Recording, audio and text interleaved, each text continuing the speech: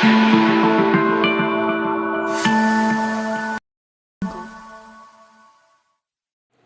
student, welcome to my channel Rama Ma'am Classes, and today we are going to learn about exercise 5.6 which I have taken from the class 5th, and publisher is Prachi Excellence in Mathematics. So in this exercise 5.6 we are going to learn about the addition and subtraction operation of fraction and mixed fraction numbers in one question. So to understand it properly I will explain you in Hindi. So let's start it. इधर आप देख सकते हैं कि यहाँ पे हमको जो क्वेश्चंस दिए हुए हैं ये मिक्स्ड फ्रैक्शंस हैं। यहाँ पे इन दोनों को हमको ऐड करना है और इसको सब्ट्रैक्ट करना है। मीन्स आपको एक ही क्वेश्चन में एडिशन एंड सब्ट्रैक्शन दोनों दिया हुआ है मिक्स्ड फ्रैक्शन में। ओके, तो इसमें आपको डरने वाली बिल्कुल भी बात नहीं है बच्चों। आप पहले क्या करेंगे, इन दोनों को ऐड कर देंगे, फिर उसका जो आंसर आएगा उसमें से इसको सब्ट्रैक्ट कर देंगे। Okay, so let's see how will do it. So as you can see I have noted down this question. Now हम पहले इन तीनों को मिक्स्ड फ्रैक्शन से फ्रैक्शन में कन्वर्ट करेंगे। Okay, first will change this into fraction. So see 2 into 3 plus 1 divide by 3 plus, ये plus का साइन था तो आप इसको एज इट इज़ प्लस का साइन यहाँ पे लगाएंगे।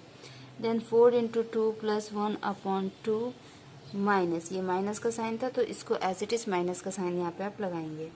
1 into 4 plus 1 upon 4। Okay, 2 into 3 plus 1 7 upon 3 plus 4 2 8 plus 1 9 upon 2 and 1 into 4 4 plus 1 5 upon 4। Sorry, ये इट इज़ माइनस। ओके, तो ये माइनस होगा। अब यहाँ पे हम क्या करेंगे कि देखेंगे कि इन तीनों का डिनोमिनेटर जो है अलग अलग है। इन तीनों का डिनोमिनेटर क्या है, अलग अलग है। मैंने आपको बोला था कि हम इन दोनों को ऐड करके फिर उसमें से इसको डिवाइड करेंगे। वैसे भी मैं आपको बताऊंगी कि कैसे होगा, और आप ऐसे भी देख लीजिए कि पहले हम इन तीनों का डिनोमिनेटर सेम करेंगे, इक्वल करेंगे। इसके लिए हम यहाँ पे एलसीएम लेते हैं। तो देखिए हम ये एलसीएम ले रहे हैं यहाँ पर 3 2 एंड 4। सो 2 से होगा ये। Okay, then 3 1 1 and 3। एलसीएम कितना है, 2 2 जा 4 4 3 जा 12। सो 3 इंटू 4 12 करने के लिए हम 4 से मल्टीप्लाई करेंगे, फिर प्लस का साइन, देन 9 अपॉन 2 के लिए 6 से करेंगे। ओके, माइनस 5 अपॉन 4 इसको हम 3 से करेंगे।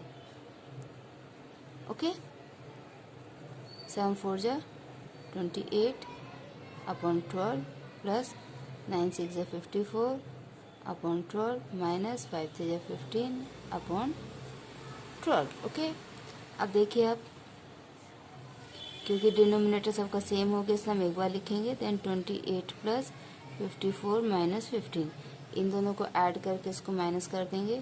4 प्लस 8 12 का 2 1 3 और ये 8 82 माइनस 15 अपॉन 12। अब 82 में से 15 को माइनस करना है। सो 12 माइनस 5।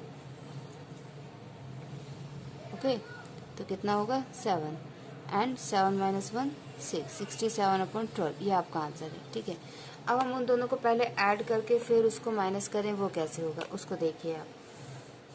सेम क्वेश्चन हम दूसरे तरीके से कैसे कर सकते हैं, और आप फिर देख लीजिएगा कि किस में ज़्यादा टाइम लग रहा है और आपको कौन सा इजीली समझ में आ रहा है, उसके अकॉर्डिंग आप कीजिएगा। ओके, तो इसमें हम क्या करेंगे, पहले इन दोनों को प्लस कर लेते हैं। ठीक है, तो पहले इसको हमें फ्रैक्शन में चेंज करना पड़ेगा। 2 into 3 plus 1 upon 3 plus 4 into 2 plus 1 upon 2 minus, ये फ्रैक्शन में हो जाएगा 1 इंटू 4 प्लस 1 अपॉन 4।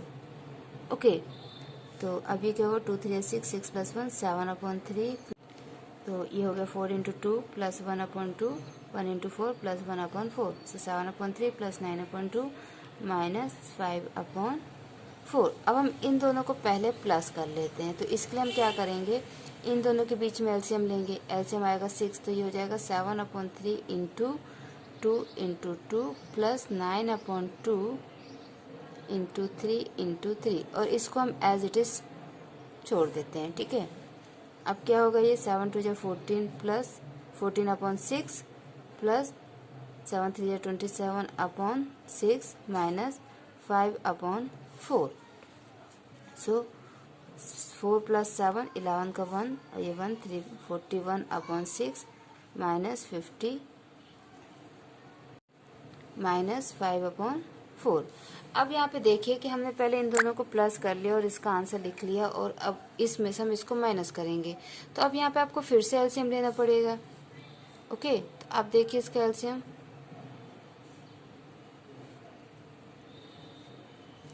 कितना है, 12।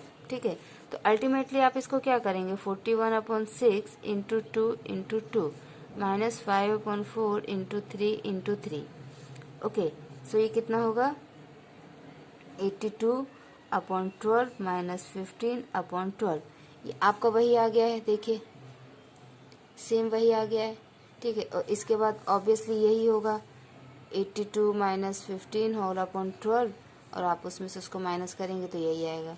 अब ये आप पे डिपेंड करता है, क्योंकि हो सकता है टीचर आपको ऐसे भी बताए और हो सकता है ऐसे भी बताए।